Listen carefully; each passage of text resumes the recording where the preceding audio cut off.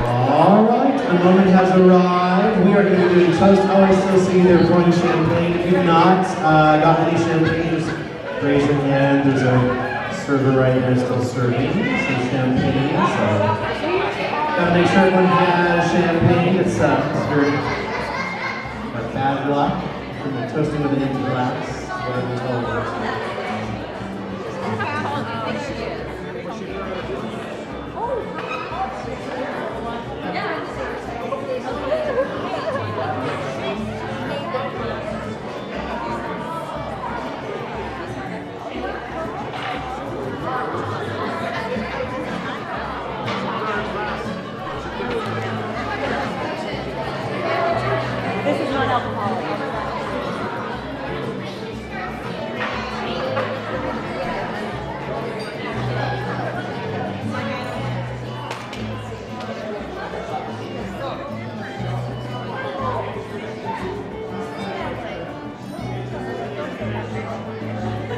All right, we're going to let ladies go first. They got the music, and then you're all going to go.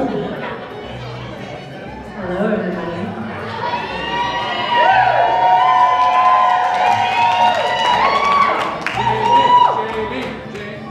So, my name is Jamie, and when Cher and I were deciding when would be a good time for me to give my speech, we talked about it. We decided that it should be after my second drink and before my third. And that ship sailed about 3 o'clock this afternoon, so we'll see how it goes. So Dave, I don't know if you know this or not, but Matt and Sheriff had this competition going on about who was going to give the better speech.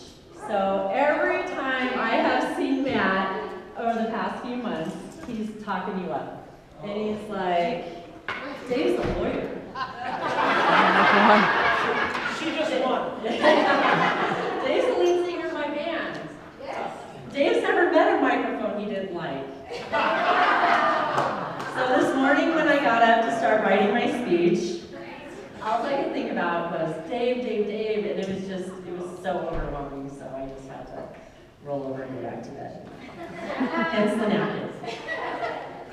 So Cher and I have known each other for a really long time, and we've known each other since our kids were really little. Our kids have grown up together, and I think to a certain extent, so Cher and I. But over the years, we've found out that we have a lot in common. For example, we're both really good dancers. So later on, you will all experience that.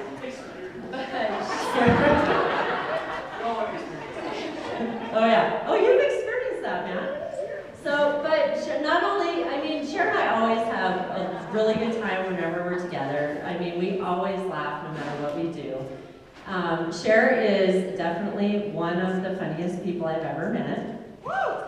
And I know immediately after this speech, she's going to corner me and demand to know who I think is funnier than her. So I'll be, exactly. But not only is Cher super funny, but she's also extremely loyal and fiercely protective of the people she loves. And nobody knows that more than me. So over the last year, I was kind of going through a really bad time, and I found myself in a situation where I had to move. And I was in my new place and completely overwhelmed and all alone and surrounded by hundreds of moving boxes. And Cher, I can't look at her, and Cher came over and she sat down next to me and she said the two things I needed to hear at that exact moment. And those were, number one, you need to pull yourself together.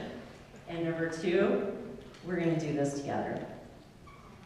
But since this tender moment with Cher never lasts very long at all, 2 minutes later, she's yelling at me for having too many pairs of freaking boots. That's true. That is true. So I like to think about our relationship. I like to compare it to football. So I don't know if you all know the term blindside in football. So blindside refers to a threat that a quarterback can't see.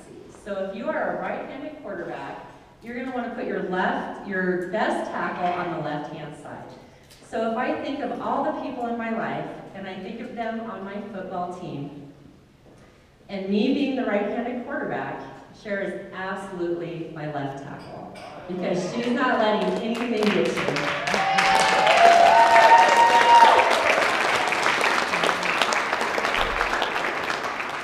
And over the last year and a half since I've known Matt, I've come to realize that he's watched my blind side too. So a couple months ago, we were all in the car, Cher, Matt, and I, and we were driving, and Matt's phone rang. And Cher goes, "Who is it?" And Matt said, "It's Casey." And I literally just met Casey tonight, so I don't know Casey. Yeah, I don't know Casey at all. Yay. But since I find the need to insert myself into, all of their business, from the back seat I pipe up and I go, "Oh, it's Casey. Don't you mean your bromance?" And Matt turns to Cher and he goes, "Why does Jamie know that?" And then he said, "Yeah, sorry, Casey." Love you, It man. worked in my speech. You worked in my speech. But then Matt also said, he goes, "I'm marrying both of you, aren't I?" So, yes, you are. So with that being said, Matt, I thought I would write you some vows. They're not sentimental. I, Jamie, take you, Matt,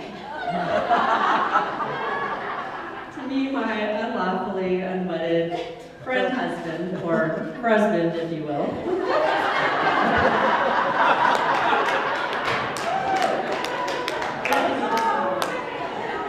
To have and to hold Cher's hair back when she's had too much tequila.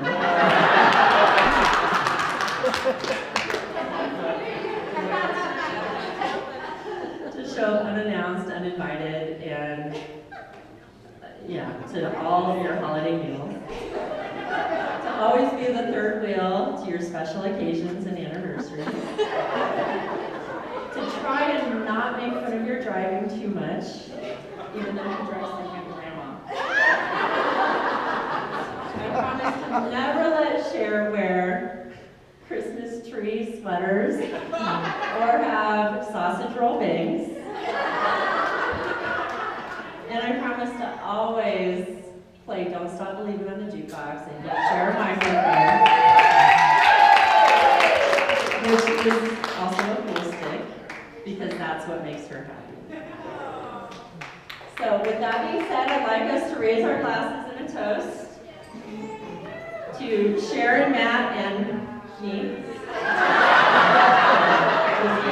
Just to Cher and Matt, I love you guys so much. I love you guys so much. Cheers. Hey, you cannot top that, Dave. Sorry, I'm so sorry. I have one more thing to say. So I know Cher's really upset that her mom couldn't be here today. But I want to let you know that your mom is here in spirit. And the reason that I know that is because I found this on my speech.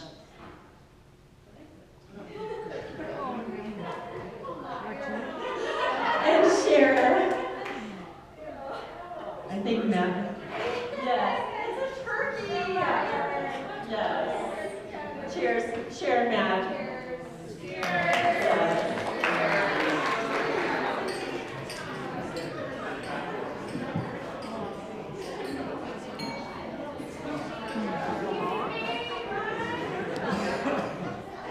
Thank you, Jamie. That's a tough act to follow.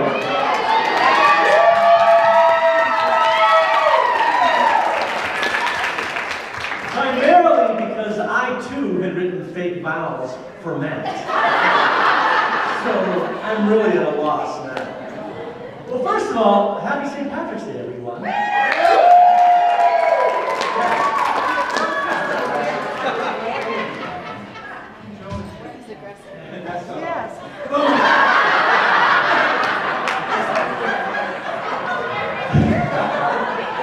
Let's run that film strip too. First of all, welcome everyone to Spruce Mountain. Happy St. Patrick's Day.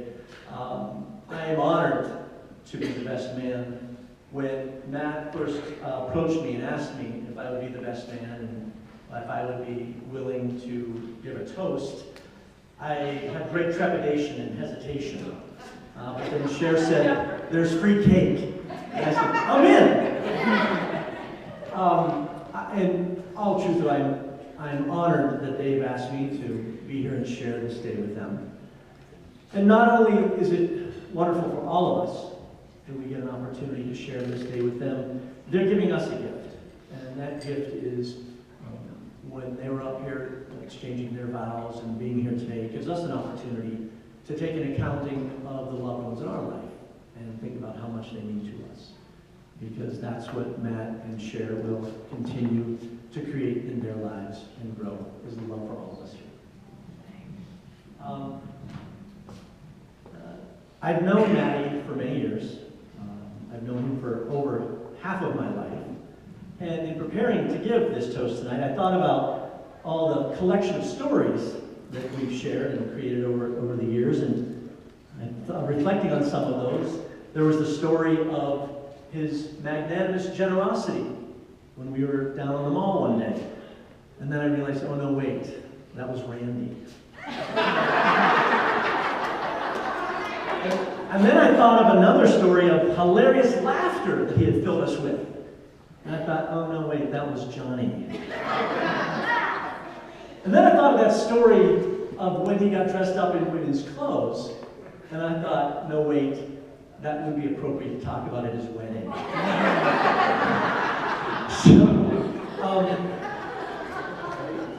In truth, this is a somewhat unknown fact. I actually moved here to Colorado, in large part because of Matt.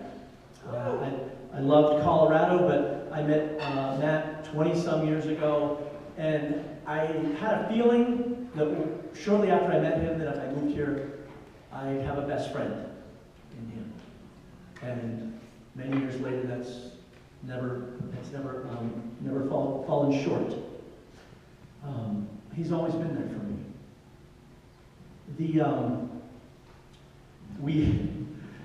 We lived across the alley from one another for the first number of years that I lived here, and he would come up across the alley and he would peek in my back window and he would whistle, and he would go, "Let's do it." Yeah, it was his little call for me, and I'd run over to the back window and we'd talk through the screen. For those of you who are Mr. Rogers fans, he was sort of my own little Mr. McFeely. And in any situation that named Mr. McFeely is highly inappropriate, particularly a children's show. So, it's so wrong on so many levels. And I know some of you, probably Mike Green, is probably sitting there thinking, why is Matt marrying Cher when Matt and Dave, clearly the state would recognize our union? So anyway, but I asked this question: when's the last time you heard somebody say something bad about Matt? A few weeks ago, when the groomsmen all got together and we went out shooting, I found myself in a circle of the groomsmen, and Matt actually was over there, probably doing something for us. And I just heard myself say, everybody loves Matt. And all the groomsmen all nodded and agreed. And it's true. Everybody loves Matt. I have never heard anyone say anything bad about Matt. He's quick to make you laugh. He's always been there when I need him, for an ear to listen. And most of all, he's kind. He's possibly the kindest man I've ever met. Age 2. This is actually my last story. And with all due respect to Peter, his brother, Matt is the brother I've never had. And I'll finish with this story. Many of you know that he and I and Glenn formed a band nearly 10 years ago, Flock of Beagles. And many of you probably don't know that in that 10 years, we have made hundreds of dollars.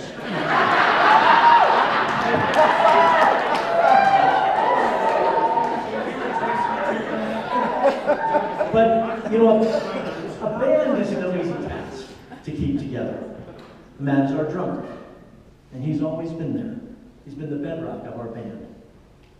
And I hearken to another band of similar fame, Flock of Eagles, and that's the Rolling Stones. You may have heard of them. And most people know, if you say, name the Stones, most people immediately say Mick Jagger and Keith Richards. They're sort of the basemen of the band.